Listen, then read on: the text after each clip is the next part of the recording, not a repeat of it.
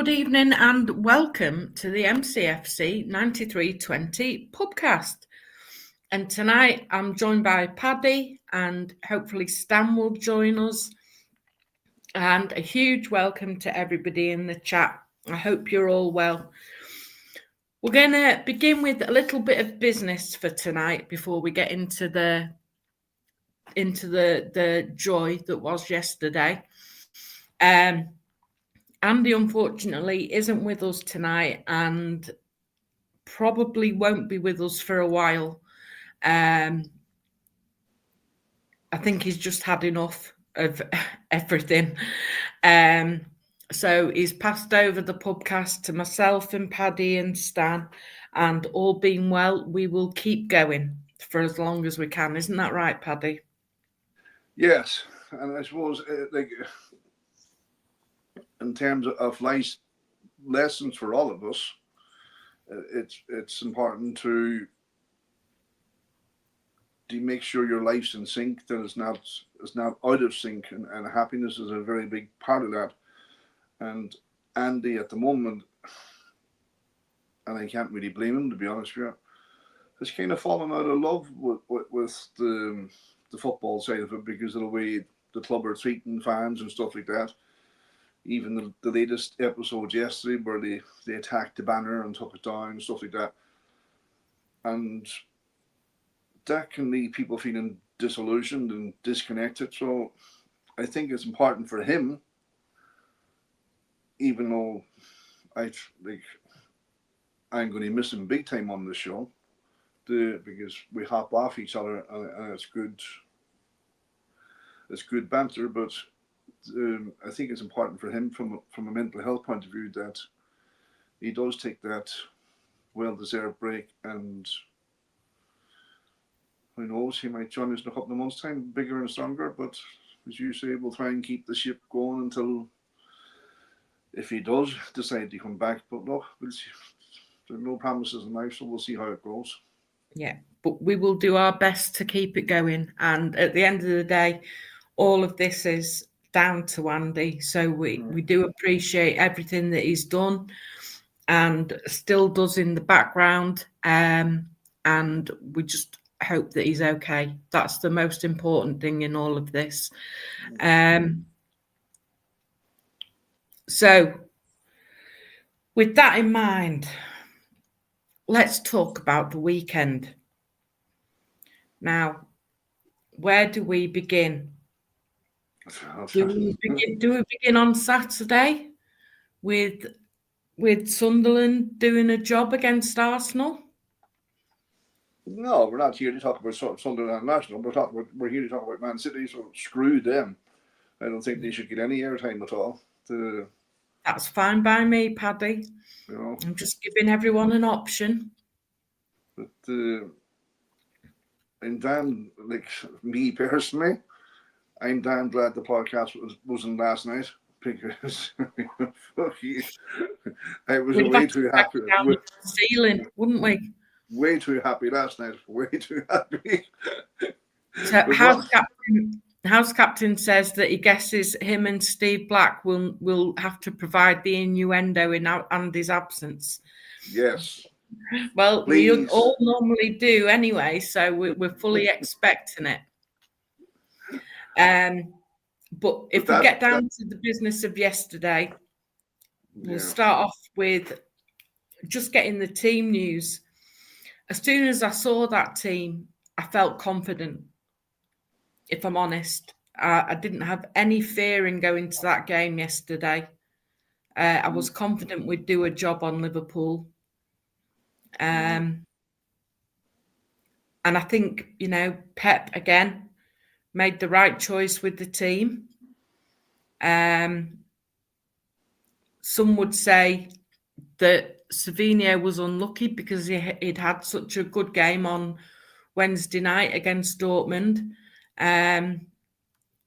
But that's the way it goes. And I think with Cherky, we're seeing that he's not quite ready for a full 90 minutes yet. But he did a great job while he was on the pitch yesterday.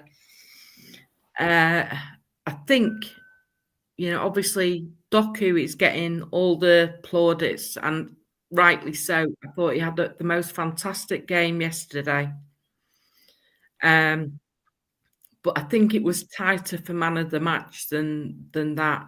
I think there was at least 3 other players that you could put up there for man of the match. I'm going to go with Nico O'Reilly. He kept so quiet. Nico Gonzalez, I thought he had a fantastic game in the middle of the park and did all the simple things really well. And my third choice would have been Mateus Nunes. I thought he had a fantastic game as well, and he the pass for the first goal was sublime, right onto Haaland's head. So I think in terms of man of the match, I think it's a difficult choice. Like I say, I understand why Doku got the plaudits. Probably his best ever game for us in a City shirt. What do you think yourself, Paddy? Well, look, it's as old as tea. The flair players always get the man of the match because of what you do going forward. But the importance of what Nico O'Reilly did, the Salah, for such a young child is like, how do you measure that against what Doku did then on the attacking? But I've said it on here in this podcast before, and I'm going to say it again tonight. I like that combination, and I can see partnerships forming in that team. And Nico O'Reilly and Doku are a fanatic partnership on that side. They really, really are. They're together. They're telepathic. And I can see it with Cherki and Foden and Haaland. They're connecting. Then you're going to have Rodri coming back. He's going to connect with Gonzalez. So then you're going to have a bit of a diamond, say we Rodri, Gonzalez, Foden, Cherki, Doku, and Haaland up front. Like it's starting to come together, Amory. It really, for me, I can see the partnership starting to create on that team. It certainly is, Paddy. And I tell you, the one thing that was highlighted for me yesterday, and this is why I have such an issue with the wide players coming back to defend, was the way that Connor Bradley was left on his own to face Doku, because Salah never once tracked back to help him. And you know, even on his worst days, Doku would have got past Connor Bradley, I think. And it just shows the importance of the whole team playing together. That fairly rarely happens to us. That Doku or Savinho is left one-on-one attacking the box. That very, very rarely happens. They're normally 2 or 3 there, you know. But you know what? Like, do you know what I found? I didn't find it amusing, but I just thought, you know, that's really a sign of maturity. When I don't know if you've seen the Nico O'Reilly interview. I don't know if it was Man City did the interview or the Sky Sports, but he gave an interview anyway. And your man was speaking to him, interviewing him about the match. And he complimented him on the job he did against Salah. And he asked him his opinion on that. And Nico O'Reilly turned around, dead serious, no smile in his face, turned around and says, I expected that before the game happened. And I went, wow. So then your man turned around and says to him, why do you say that? Like, no, can you expand on that or whatever? And Nico O'Reilly turned around and says, I've been watching Salah for the last 2 weeks. I know what he can do. I know his strengths. I know his weaknesses. And I knew how to play him. And I thought, you're a child. I know he's an adult, but like he's a child to me. And he man-marked one of the most lethal players in the Premiership out of that game. Like, I don't know if you've seen it from the Colin Bell, but I can see it where I was in the East Stand. Even when the ball was on the opposite side of the pitch, Nico O'Reilly had a hold of him. He couldn't get running. Yeah. and I remember one time Salah kind of threw his hands down like that, and he kind of in the huff because Nico Riley had him, and he wouldn't let him run. He wouldn't let him do anything. I thought he was stuck in, like, pardon the pun, like shit their blanket. He never left him. It was like a second skin. And like I says to this guy beside me, I says, when Mo Salah wakes up tomorrow morning, Nico Reddy's going to lie beside him in the bed. He never left him alone. It was phenomenal for such a young player, and a midfield player, mind you, not a left back, an attacking midfielder. They have the mindset and switch from attack to defence. And man, Mark, one of the best players in the Premiership has ever seen out of the game. It was phenomenal. It really was. And there isn't really a player on the pitch that you could say had a bad game for City. I'm going to ask, because like Andy likes to play devil's advocate, where do we stand on Liverpool's disallowed goal? Well,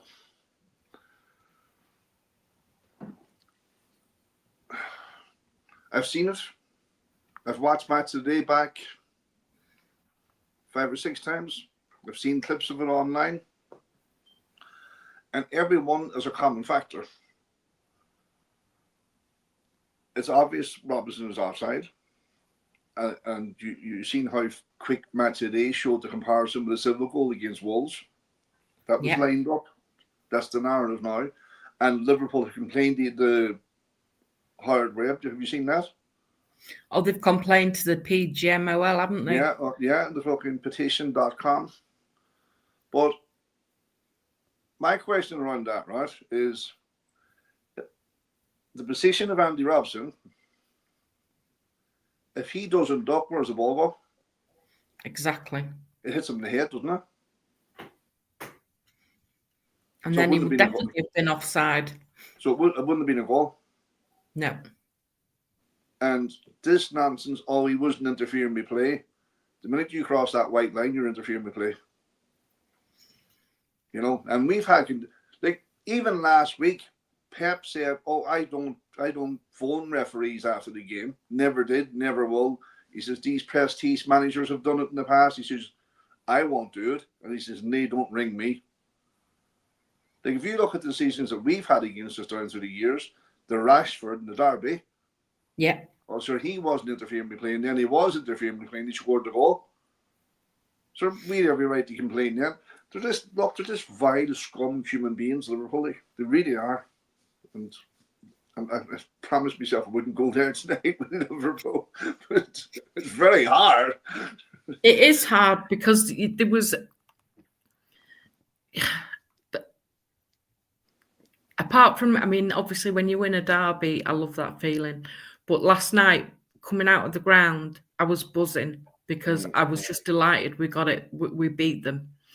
Not beat them, we absolutely dismantled them. We did. And what I liked was the fans were completely together. Our support was immense yesterday. And I mean... And you know yourself what the Colin Bell stand's like, but they were roaring yesterday. There was plenty of singing going on and everything. And when Wirtz got substituted, there was a great chorus of "What a waste of money," and it was just perfect. And I was delighted that Van Dijk scored and Robertson was the one that got it ruled out for being offside, because there's 2 players I cannot stand. And Van Dijk actually scored twice, but only one. Well, he did. I know he did, because obviously Nico's goal was deflected in off him. It couldn't have happened in a nicer bar, Stuart. Exactly. And I just thought all across the pitch, I thought we were incredible yesterday. And I have to say... You know what we'll do actually in terms of that across the pitch? Critique each player, give them marks out of 10. Okay, we'll start obviously then with Donnarumma, because he made a fantastic save in the second half of the game. against Zelebreski, whatever you call him. Yeah. Yeah. And I thought it was a fantastic save, and I thought he had a really good control of his box, which is he's good at. I'd give him a 9 out of 10. Yeah. Yeah. Then when he can run, when he can be running out, he give me a heart failure. But anyway, yes, he dealt with it well. But I went, he got there. He got there. And then we'll go with Mateus Nunes. And it's got to be a strong 8 for him. I thought his all-round game, defensively and going forward, I thought he did a fantastic job yesterday. And he really is becoming one of the unsung heroes of our team. They're starting to sing his name. That's the difference. Yeah, it's a massive difference. And it must be so encouraging for him. But again, another fella that's had to swap midfield mindset to defensive mindset, and that's not easy. No. So he definitely gets an 8 out of 10. Yeah. Yeah, Diaz again. His command of that back line, keeping them in check, it's got to be another 8 to 9 out of 10. I give him a 9, and I'll tell you why. Because in the first half, I was directly in line with that back line where I was sitting. And what that man did, I watched him. He conducted that back line like an orchestra. It was to the point Mo Salah, every time he got the ball, he was offside. That was down to Diaz. Yeah. Diaz was conducting that back line. Short of attaching strings to their arms and their legs, every one of them, he had full control of them. It was unreal. He did. And he's getting better and better each week, I think. Do you know why? Because he's in love. He's in love with Donnarumma. Jesus Christ, if they hugged themselves once in a match, they hugged themselves 25 times. I think there's a lot of bro love between him and Joshua and Donnarumma. They're hugging each other every time. They stop the ball coming in or they make a good tackle. They're hugging each other, thinking, Jesus Christ, all right, lads. Josko. I can't score him as high. I'm going to give him a 7. A couple of his passes were a bit wayward, but he did his job and helped the team. And but that's the partnership for me, Emery, now going forward. Of course it is. And Joshua. Of course it is. That whole back four, to be honest with you. Yeah. And then we come up with Nico O'Reilly. And again, for me, it has to be a 9. It has to be. He's closer to a 10. Like, he did very little wrong. Very little wrong. And don't forget, he was up and down that. And he could have scored twice. Yeah. He could have scored twice. He shouldn't have done. He did. He did a great job yesterday. Yeah. He was fantastic.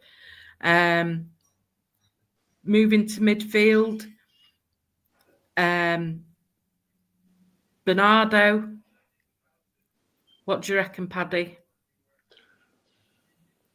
When we were on the concourse and the team, we were watching the Newcastle match. The teams were announced, and the guy beside me says, "Oh Jesus, Bernardo's playing." I said, "Look, I get where you're going." I said, "Now, I think Bernardo is coming to the end of his time, but what you're forgetting is Liverpool." And he could play crap for he could play crap for 37 matches, or there's 36 matches, but there's 2 matches that Bernardo Silva is going to turn into an animal, and it's against Liverpool because he hates them. And I was right. Yeah, because your man wanted Reinders to start, and I was saying, and I would normally be off that mindset, but because it was Liverpool, I thought, no, Silva's the man. Yeah, and so do you reckon a 9 for Bernardo? Yeah, absolutely. And then Nico Gonzalez. With his Rodri celebration. he's just getting better and better. And I think the more he trains with Rodri, the better he'll become. And it's going to be a 9 for me as well, again, because I just thought he did everything that he needed to do. He scored a goal, but his all-round play was so good yesterday, I thought. Well, the pass, the Nico for Doko to score, that crossfield pass, the vision. But what I noticed about him in the last few games, especially yesterday, well, everything just clicked yesterday. But he was doing yesterday what Rodri does without thinking, and that was the ball was finding him. He wasn't finding the ball. He was just moving in the spaces, and he was available at all times to receive the ball. Exactly what Rodri does. And he was nothing fancy. Receive the ball, pass it off. Receive the ball, pass it off. It was a masterclass. It really was. So then we go with Cherky. Not his greatest game for us, but he was trying and he fought hard, which is the most you can ask from any player. So, and he's not fully fit yet. No, he isn't, because he can't do a 90 minutes yet. So it's going to be a 7 for me. Yeah, absolutely. Which I think's, fair enough. And then we come to Andy's mate. Oh yeah, Doku. Doku's got to be a 10. Absolutely. Jesus Christ. That it's bad when you feel kind of half sorry for an opposite, because Bradley's a young guy as well. And I didn't watch it, but from all accounts, he had a good game during the week against Real Madrid, apparently. Real Madrid, and I don't know whether it was Vinicius he was facing or But there's a lot of hype around this Vinicius Junior guy too. There's a lot of hype around him. He's not and Mbappe as well. They're not as good as people make them out to be. No. But he got tortured. He got tortured yesterday. He really did. And then Foden. Another for that. It's got to be another 9, hasn't it? Yeah, he's graceful. The way he receives a ball, he knows what he's doing before the ball even comes to him. He takes the ball in the half turn. He's unreal. And he's definitely getting back to his best. And I have to say, as much as I don't like any of our players getting called up, I'm delighted for him and O'Reilly that they've been called up into the England squad. Yeah. And, well, I have my doubts about this one, but John Stones as well. One of the girls from my branch was over yesterday with her husband, and they were leaving the ground, and they stepped out the road in front of a car. It was Foden's missus. Foden was in the car with the kids. They nearly knocked her over. That'd have been a claim to fame. Well, And I got run over by Phil Foden's missus. Yeah. She was driving. He was in the passenger seat, and the kids were in the back. Right out in front of him. And then I've not missed anyone apart from Haaland, have I? Haaland. What is it with us and penalties? I knew when he took it, I knew he wasn't going to score it. Well, and that bothered me. I thought at that point, is it not going to be our day? I thought when he missed it, I thought, Jesus Christ, he always misses penalties. Why is he taking penalties? Like, there must be a better penalty taker. Because we used to say, Ederson should be taking the penalty because of the way he can strike a ball.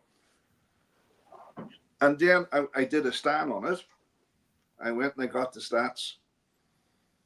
How many penalties has Haaland scored for us? In the league, 16 out of 19. That's not bad. No.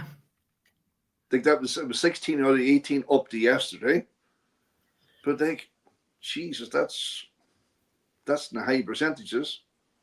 So he gets a pass for me on that. Well, he still gets a 9 for me because I thought his all-round play yesterday, both attacking and defensively, it makes a real difference to the team. What I liked about it was his hold-up play and how he out-muscled Van Dijk, the so-called best mid-defensive player in the Premier League. He couldn't get the ball off him, and he out-muscled him. And I tell you, Van Dijk went home tired playing against him. I'm sure he did. Because he's a unit, like.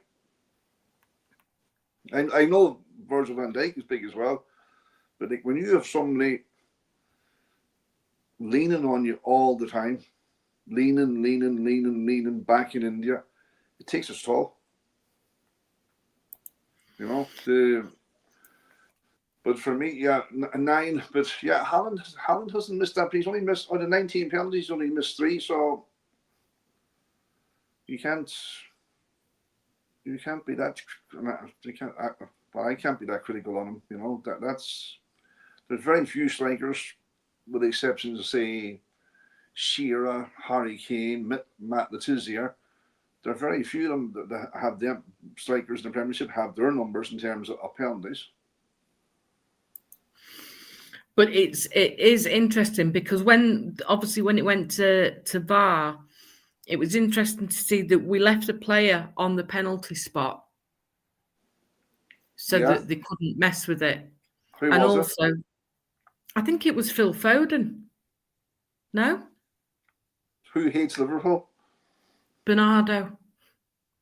Right in front of me it happened. And he stood on the thing, and your man Bradley was trying to shove him off it, and the referee wasn't watching it, and there was a good bit of shoving and pushing, and the next thing Phil Foden seen it, and boom, in, and just put his hand up, get away. That was the end of it. No, because it was obviously while it was all going on, Van Dijk took the ball and wouldn't give it back to Diaz. And it was like I thought they were going to start chasing each other. I was too busy watching the Silva get it on me, Bradley, at the penalty spot. Well, I was watching a bit of everything because obviously where I sit, I can see the television screens just in front. So I was watching that to see what VAR was saying. And then I was looking at the pitch and I could just see Van Dijk held on to the ball and wouldn't let Diaz have the ball. I wonder will Liverpool report themselves for what Bradley tried to do to that penalty spot yesterday? Like, what professional footballer does that? Goes and roughs up the penalty spot. I know it's as old as tea, but then going and crying like a baby. Then you disallowed our goal. Yeah, they were robbed. The poor cows. The poor cows bastards were robbed. Yeah. Yeah, there's been a weather. It's unusual for them not to be doing the robbing. I know. There's been a weather warning in Merseyside all day today. Floods because of all the tears. I've heard or seen things online. Liverpool fans demanding that Anish not get sacked. He's only won the league last year. I know, and I'm not defending them, but they won the league with Klopp's team. They won the league because Arsenal were shocking and we were shocking. Yeah, but the bulk of that team, if not all of it, was Klopp's players. And he's tried to put his mark on it this summer by spending the best part of £500 million, I think, isn't it? Between Ekatike, who was anonymous yesterday, Isaac was 130 million. Wirtz was 120, was he? Or 130? Something like that. And Ekatike was 80 or 90. Yeah, and Brimpong and Kirkes. You know, that's the ones I can just think of off the top of my head, and it hasn't panned out for him, and that's not to say that it won't, because as we know ourselves, some of these players take 12 months to settle in before you see the best of them. But I saw something online that the worst bit of business that Liverpool did over the summer was renewing the contracts of Virgil van Dijk and Mo Salah. And I think that could be true. Yeah, absolutely. But as Stan said, the January signings that we got in, I know the Hayes has gone out on loan, but the rest of them are there, and they have 6 months under their belts. Yeah. So we're ahead of the game. I thought Moose, when he came on yesterday, was lacking that little bit of confidence. Yeah. But that will come because he's been injured. He hasn't had game time, so that's going to come. Savinio seems a bit more driven. Seems to know where he wants to go and what he wants to do. It's all good, Emery. At the moment, it's all good. It is, and again, I think, you know, just going back to the game in midweek as well against Dortmund, I think we are starting to click. Mm-hmm. And it's in some ways it's a shame the international break has come when it has. But we're just getting to our point in the season, aren't we? We're getting that bit closer to Christmas when we generally like to kick on. So I think it's all good, Paddy. Yeah, as long as nobody gets injured in that international duty. Yeah, and that's the key thing. You know? And as you pointed out in the group yesterday in the WhatsApp, you know, great news that Dan Burn got sent off yesterday, because it means they have effectively no back line against us on the 22nd. Well, it's a joy then, isn't it? Oh, I'm saying that because when your man, it was absolutely shocking how he got sent off. He should have been sent off for the tackle beforehand. Yes, because the first one was more of a penalty, I thought, than the second one. Yeah, but I was these old blues. You know, I kind of gravitate to the old blues. I'm off that mindset myself. You know what I mean? And we have a lot in common. But I was saying to the guys I was with yesterday, the sending off offence, and maybe somebody of the guys in the chat can answer this, or maybe you can answer it. He got a yellow card, the second yellow card, and he got sent off. But he got a yellow card for the tackle inside the penalty area. So why was it not a penalty? He got the second yellow was for the second tackle in the penalty area. The first yellow card was for something that happened further up the pitch. Yeah, I know that. But the second yellow, he got booked for hacking down a player inside the penalty box. Yeah. So he got sent off for that. Yeah. For the second yellow and sent off. But that tackle happened inside the penalty box. So if it's a yellow card and a sending off, why was it not a penalty? It was a penalty. No, it wasn't. I'm sure it was. No, it wasn't. Well, now you're making me doubt myself, Paddy. I'm 100%. I watched it. Dan Burn got sent off yesterday for a tackle in the penalty box and got a yellow card, his second yellow card, inside the penalty box, and no penalty was awarded.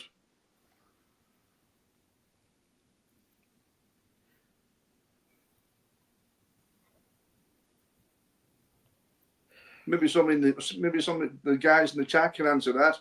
It was a penalty. No, it wasn't. It was. The second goal was scored by Thiago, and it was a penalty in the 78th minute. It wasn't a penalty, Anne-Marie. The tackle after Dan Byrne I'm got looking sent at the off. score here, and I'm looking at You're the looking at scorers. the score. You're not looking at the incident. But it was a penalty, because I'll tell you for why I know it was a penalty, because while it was being checked, Newcastle substituted Nick Pope and brought on Aaron Ramsdale. And the first thing Aaron Ramsdale had to do in the game was face a penalty. Yeah, that wasn't for the Dan Byrne incident. It was. No, it wasn't. It was. Because there was a delay of like 4 or 5 minutes. Were you drinking yesterday? I'm telling you, Dan Byrne got sent off in the 73rd minute and the penalty got taken in the 78th minute. I'm 100% right, Paddy. Go back and check. Honestly, trust me, I'm right. No, you were drinking too much yesterday. I didn't drink at all yesterday. I'm 100% right, Paddy. You were smoking them funny cigarettes, I think. No, I wasn't, Paddy. There you go. Hang on. Read that, Paddy. It fucking was. I just hadn't watched it. It was a penalty, Paddy. Thank you, Alex. Maybe I should start drinking. There you go. And there's another one. Kathy reckons, I'm sure Anne-Marie's right. And DC replied with, Anne-Marie's always right. So, I don't know what more you need to know. I didn't see no penalty being given. It did. I promise you it was given, because it was the first thing Aaron Ramsdale had to do when he came on the pitch. Newcastle made a shed load of substitutions while they were deciding on whether they were double checking with VAR whether it was a penalty or not. I can't bring it up here, but I'll have to look at, and I'll come back to you in the group. I'll take your word for it at the moment, but I reserve the right to reply. By all means, you have the right to reply, but trust me on this one, Paddy, I am right. I am confident of that fact. We'll see. We'll see. There you go. Alex watched it twice. He probably smoking the same cigarettes you're smoking. Paddy. There, you're right, DC. Paddy's a wind-up merchant. Oh, Paddy's no memory. I don't remember a penalty. I swear to God, I don't remember a penalty. Well, Thiago scored it, and then he scored the third goal in the 96th minute. I didn't see the circle. It was in the end, inside the seat. And now that we've talked about Liverpool, let's just go on to City women beating Everton 2-1 yesterday to go to the top of the league. Great result, great performance, and let's hope it's a sign of things to come for this season for them. That's where you're going to miss Stan, because Yes. I know zero about the women's football. And I don't want to know zero about the women's football. No, but they played well yesterday, and I can't remember now, but they've gone on. I think the only game they've lost this season was the first game against Chelsea. They're on a fantastic run. Yeah. I'll tell you what I did see earlier was the young Heskey scored twice for England. Yeah. Yeah.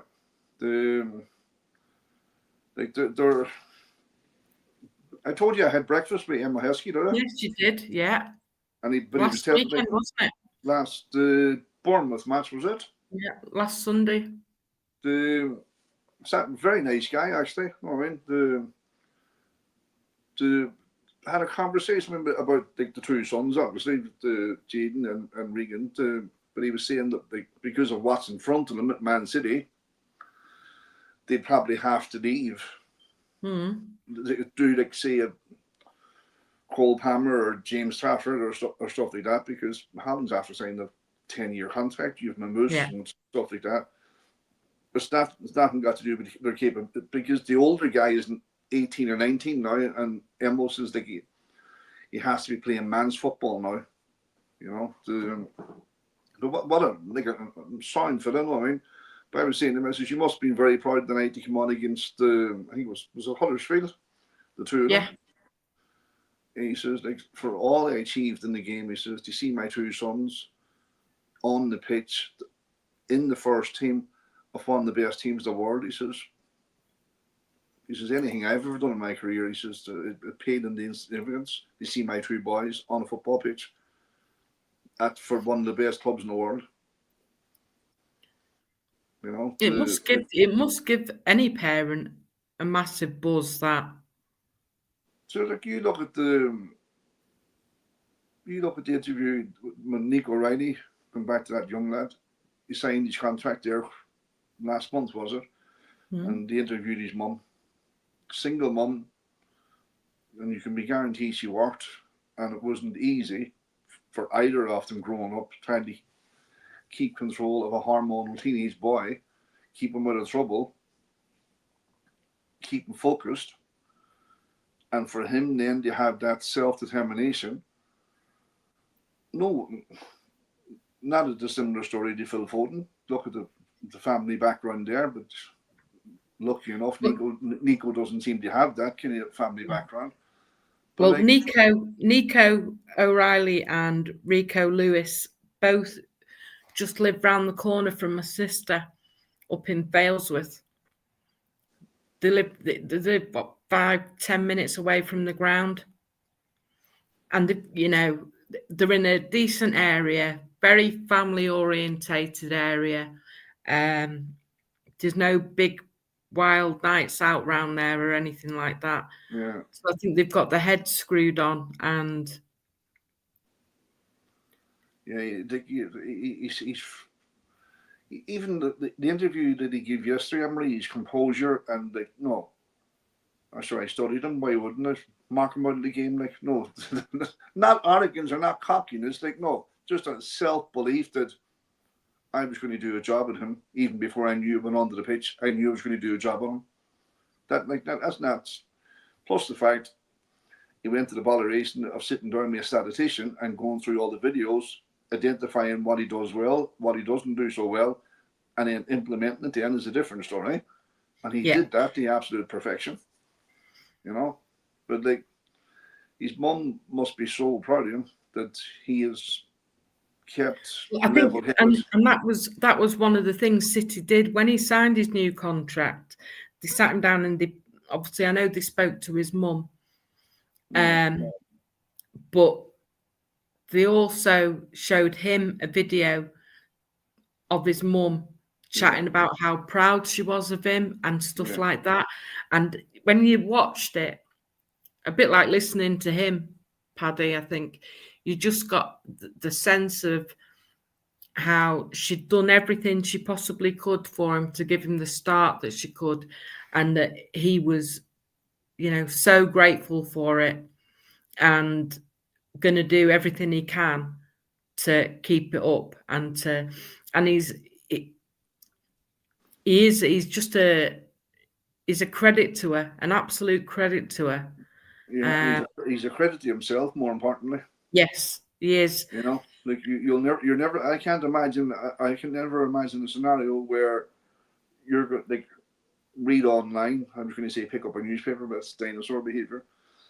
But I can't imagine that you're ever going to read a story online about Nico Riley or Rico Lewis online saying that they were out acting the bollocks or doing this. No, you're right.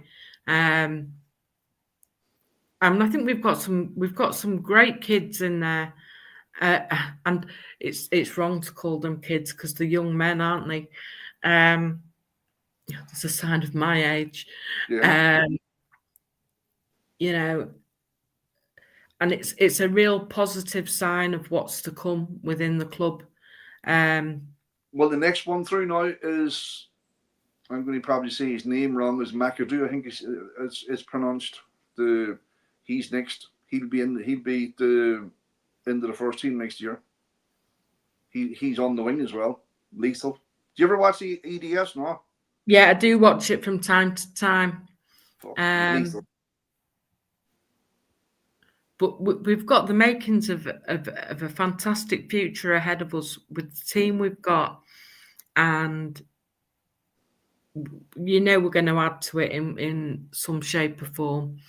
Do you think, Amory, like I don't want to go down that rabbit hole or pitfall of not renewing, say, when you're playing well and you're on top, so to speak. But what position? And I know I'm putting you on the spot now, but what position do you think needs strengthened?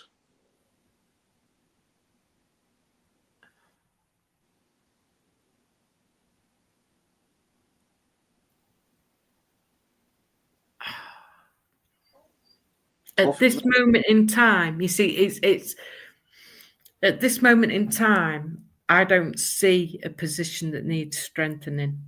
And neither do I. But people think we're going to sign people in January, and I'm just wondering. I think unless something drastic happens, I don't see it. Sign them for where? You have Donnarumma and James Trafford, goalkeepers. And Ortega. And the Chelsea guy. Yeah. But they can just name the first two, you know what I mean? Because if one's not playing, the other one will play. And then right back, you have Nunes and Husanov. Yeah. You have Diaz, Guardiola, Stones, Hayes if he comes back, Aki. Nico O'Reilly, Ain't Nudie. Like we put Hayes out on loan because we know room for him. Yeah. You know, Husanov didn't even make the team yesterday through no fault of his own. Midfield then, like, would they bring in somebody or is he already there in the form of Reinders? Because this is going to be Bernardo Silva's last season, so would they bring somebody in January, bid him in for 6 months? I see between Reinders and Cherky, I see them both doing that to some extent. So then the midfield is fairly packed as well. Yeah, the only thing I can see is depending on how Rodri gets on. Because, we're far from seeing the best of Rodri, and I think, in all honesty, I can't see us necessarily seeing the best of him this season. We will towards the end of the season, yeah, we will. But there was a guy says to me yesterday, and it kind of rocked me to the core. He says, "Do you know what?" He says, "Do you ever think you'd say this? We're not missing Rodri." No, but I think I said similar last week in that even going to the game now, whereas last season it was like, oh, we've got no Rodri, we've got no really out and out strong defensive midfielder. And because two of them are out injured. Yeah, but this season I haven't felt that at all. I haven't felt that same kind of worry because I think I've got every confidence in Nico Gonzalez. I think he's had a good 6 months with us. He'll have trained quite a bit with Rodri, and we've taken him. We've not rushed him into the team to do the job. We've brought him in gradually, and now we're seeing the benefits of it. But some team, like, you can't get somebody in there. I know. But I don't actually see us bringing somebody in January. I have to be honest. Set piece coach, maybe? I thought we brought one of them in the summer. We're the only team in the Premiership that have not scored in a set piece. Well. But on the other side, we're defending set pieces a hell of a lot better too. So yes, see, it's like sort out one thing and then we'll work on the next. I think that's, and it kind of made me laugh yesterday watching the touchline and watching Colo Torre telling telling Haaland what to do. He does that quite a bit if you watch. Goal for on the sideline. And then Pep just goes and sits down and lets him get on with it. Yeah. There was one of the matches I was at a few weeks ago. Was it the Everton match, I think? He was the fucking sideline for about 15 minutes. He wouldn't sit down. And Pep couldn't get up because the two of them are not allowed in the technical area at the same time. I think, you're limited to how many people you can have in there, aren't you? Yeah, one. And there's your Lego head at Arsenal, him and the set piece coach. Oh, yeah. You know, but no, it's definitely.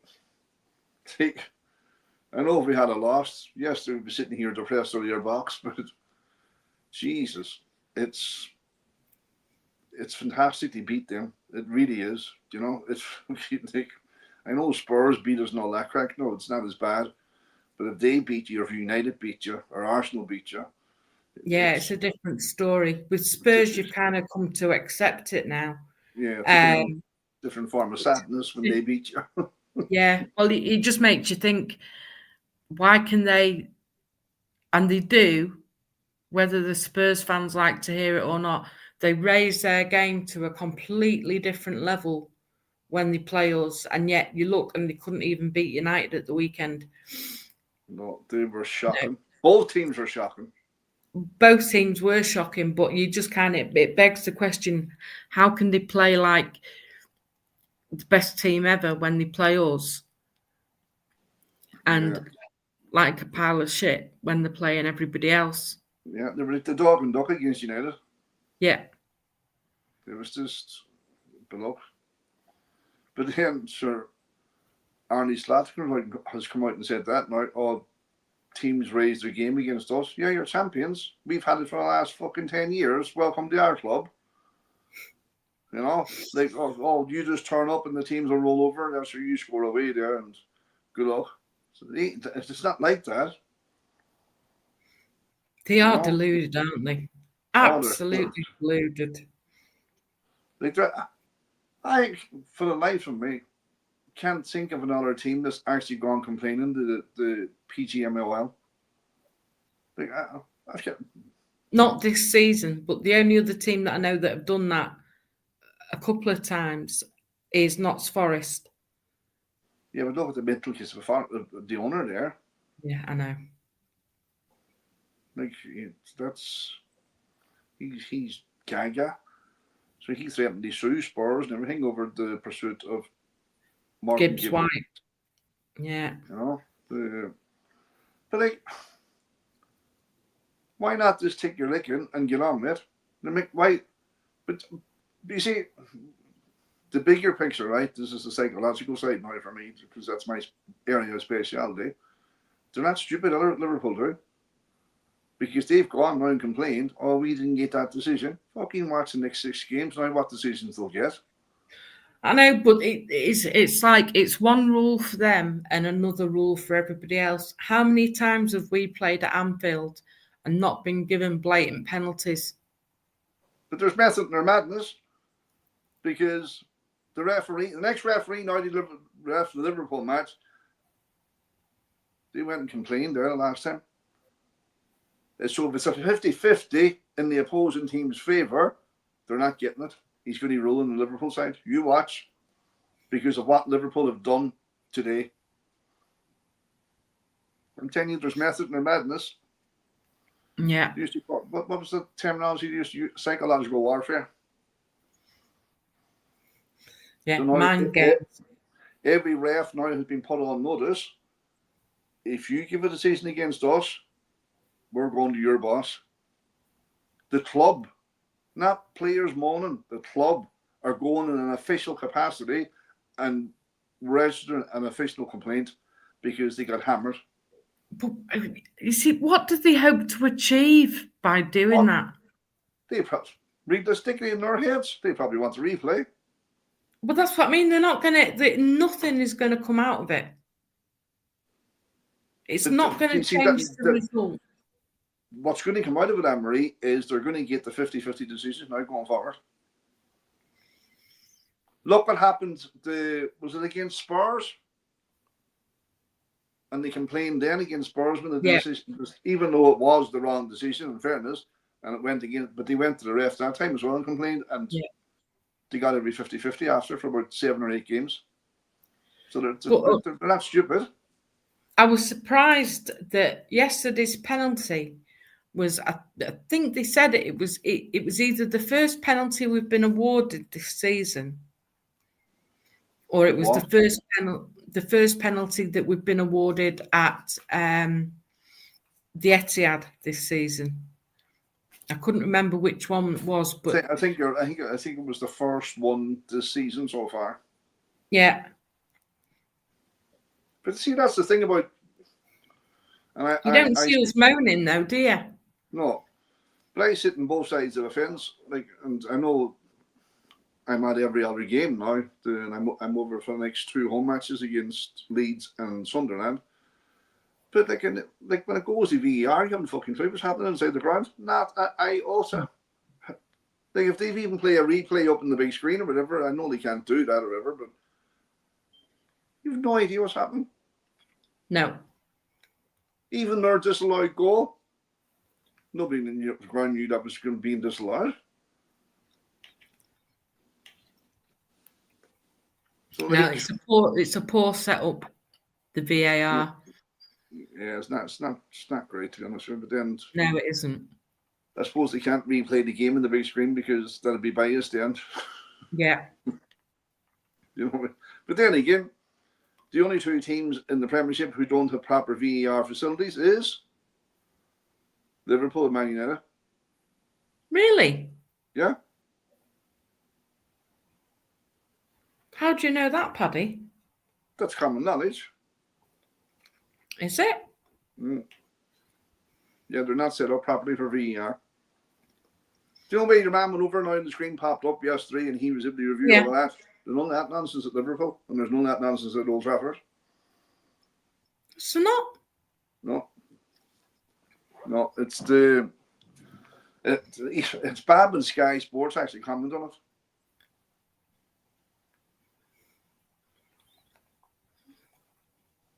But I'll find it and I'll send it to you after we're done. They don't. They're just only the 2 grounds in the Premiership that don't have it set up properly.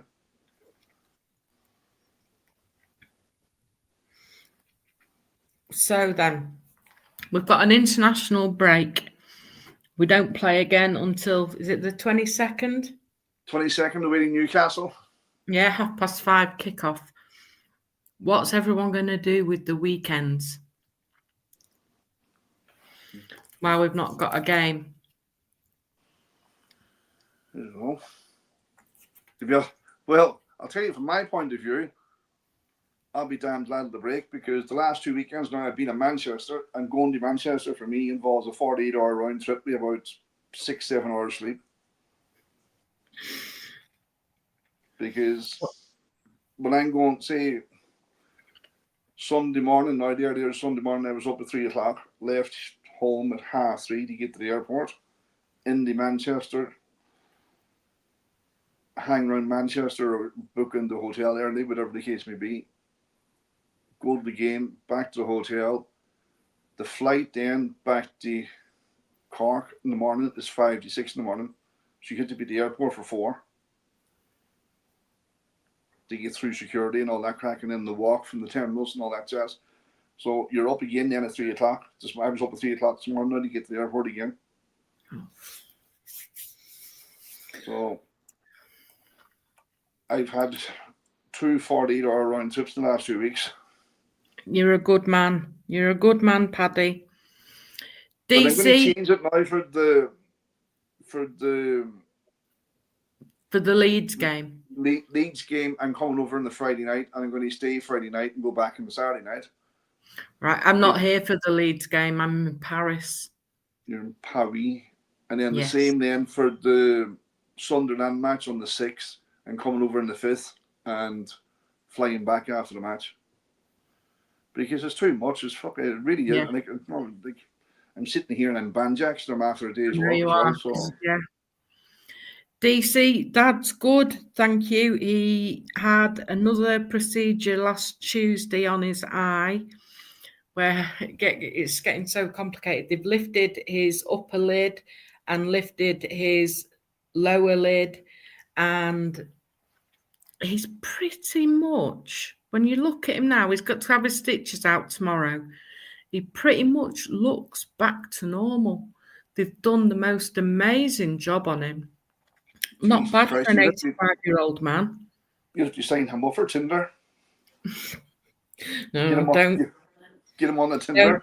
He always swore blind that once Mum died, there was nobody else for him. So I think it's a bit late for him going on Tinder. Right. Although there are quite a few older ladies that do like to throw themselves at him. When they see him out shopping, they like to stop and chat to him and give him a hug and various things. So we have to keep an eye on him.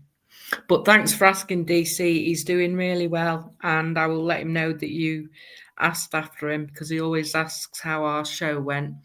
And I tell him what a bunch of nutters you all are.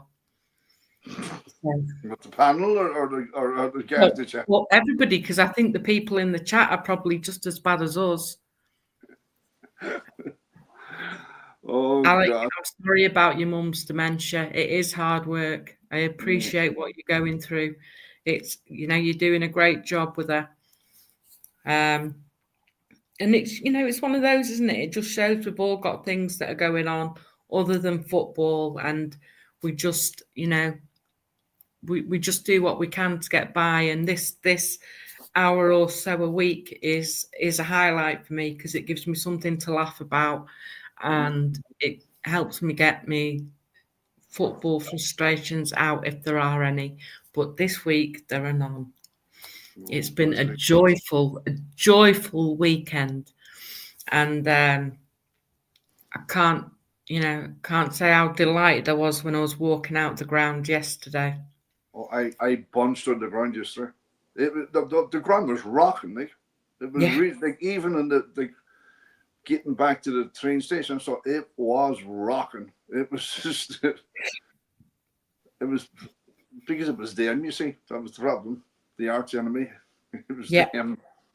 It was just the whole ground was rocking yesterday. It was brilliant. It really was. It was a fantastic atmosphere yesterday. One of the best we've had since for a while, even better than the derby, I think. So it was the difference in derby. We're used to beating that, sure. That's it, yeah. Liverpool are the kind of the bogey team. They're almost as bad as Spurs. Right. I think, unless anybody else has got anything they want to discuss, I think we might call it a day for now. And I'm going to leave you with this, because I've been thinking, if we do a show on Sunday at our normal 7:00, if that's all right with you, Paddy. It is. And the question is, which City player that hasn't already played under Pep would Pep have made an incredible player? You mean like the Morgan Rogers kind of thing?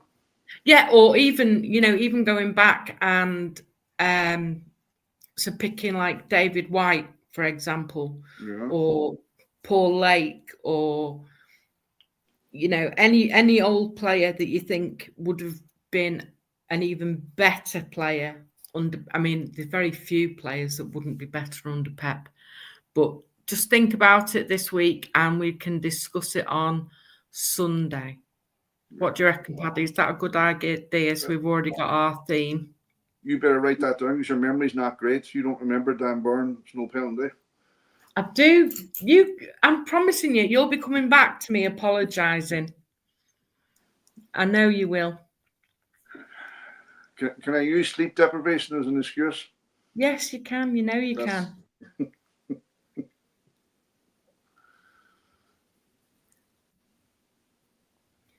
Yeah, I'm writing it down. Did we do predictions for the Liverpool match? No, we didn't. Now, I'd have been close, because I'd have gone for 3-1. I wouldn't have went 3-1 on me, that's for sure. I probably went 2-1 if any. I wouldn't have went any higher than 2-1. No, I was confident. I was confident. I didn't foresee that. I don't think anybody foreseen how easy that was going to be. The way they've been playing, it didn't surprise me. And the fact that if you've watched them this season, Van Dijk is nowhere near the level he once was. There's no question about that. And I think the biggest weak link in their defence, apart from the wing backs, is Konate. He is deadly. And I think that's obviously, if I was bothered, that'd be a position that Liverpool need to improve. But so for me, I thought it was never in doubt in my mind that we'd win, and we'd win comfortably yesterday. Well, I didn't have that. I thought we'd won all right, but I didn't have that belief that we won. I thought it'd be hard fought, but they're not the team they were, Paddy. They're not. And for me, I would agree with whoever it said it online. The fact that Salah and Van Dijk, they made such a big deal of keeping them, and I think it was a mistake. Everybody has their day and their time, and it's a bit like, we were all devastated that Kevin was leaving, weren't we? But as it turns out now, it was wasn't it? Yeah, it was a brilliant move to get rid of him when we did. So, sometimes you have to just know when your time's up with a club, and you have to grasp the nettle and say goodbye. That's it, indeed. Or sometimes you may grasp the nettle because De Bruyne didn't want to grasp the nettle. No. But anyway. But if you look at most of the other players that have gone, most of them, so I don't see there being any issue when Bernardo goes at the end of this season, because we know he's going to go at the end of this season. Yeah. The same with Vinny. So what's Silva there? 9 years, was it? Yeah, he was. He came shortly after Pep. Yeah, the second season, Pep's second season. Because if you listen to Bernardo, didn't they have when they were all the young players at Monaco, and they were. Well, he played for Monaco. He played for Monaco against City in Pep's first season. Yeah, in Pep's first season, and that's why he went out and bought him. Yeah, but the young player, I think Mbappe was there as well, wasn't he? There was a good few of them, and they had a group chat going who. Like all the rumours about the big teams coming in for them and who was going to go first, and it was going to be Mbappe and all that crap. And next thing it was Bernardo Silva, Man City. Yeah. And what a signing. What a signing. It's just... But one thing you can never, ever fault him for is his work rate. Yeah. But as Andy said, we don't replace players, we adapt. And look, you can see it already. You can see Turkey, you can see Reinders. We're just adapting. Like the long balls, hardly playing much out from the back. Giving up possession. Liverpool had more possession yesterday again. Yeah, and had more passes than we did. And Bournemouth the week before, they had more possession. They had 52, we had 48. Like before, we used to have 70 or 80% possession and lose 1-0. But then you'd look at the 70 or 80%, and if you look at last season, we weren't winning games with our 70 or 80% possession. Because the possession was in our half. Yeah, because there was too much passing back and sideways. And the one thing that's improved this season is the pace of our passing. Did you see the build-up to the Holland goal? Did you see that online? Yes, where it started in our half, right at the corner flag with Nico O'Reilly. I did. Did you see how many players were involved in that? Yeah. 10. 10 out 3 players touched that ball before Holland scored that goal. But there was no panic on us, was there? Even when we're right on the edge of the pitch. Yeah, the corner flag, and there was no panic. I didn't see that yesterday. The game, but when you watch, so many things happen during the game that it's only when you watch it back, Paddy. Like, they see it now, thinking, I don't remember that. And then you watch it back today, and it's just a fucking thing of beauty. It's absolutely. It was just from our corner flag, the 1-2s, one touch football, the Nunes, boom. And you count the players because your man, the fellow I follow online, that London Blue, he put it up. That's where I seen it. 10 out 3 players. I counted them. The only player not to touch the ball in that goal was Donnarumma. It's not the first time we've done that, though, is it? Is it, Paddy? I know that, yeah, but they do it against them. I know. Rat bags. Well, we can float along for the next couple of weeks till we play again. What? Was Dan Byrne a penalty?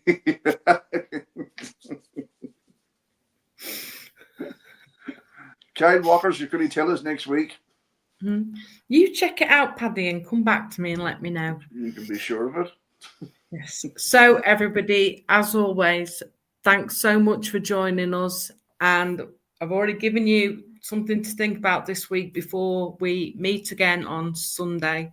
I hope you all have a great week. Look after yourselves. Take care of yourselves. If you need anyone to chat to, me and Paddy are always around. You'll find me on Facebook and what else? You'll find us in the group. In the group, if you're on Facebook, yeah, and in on X. I'm at ACMC on X. So take care of yourselves, everybody. Thanks, Paddy, for joining me. I don't know what I'd have done without you tonight. And all being well, we will have Stan with us on Sunday. We will do our best. So thanks for joining us, folks. Take care of yourselves, and we'll see you on Sunday. Bye, folks.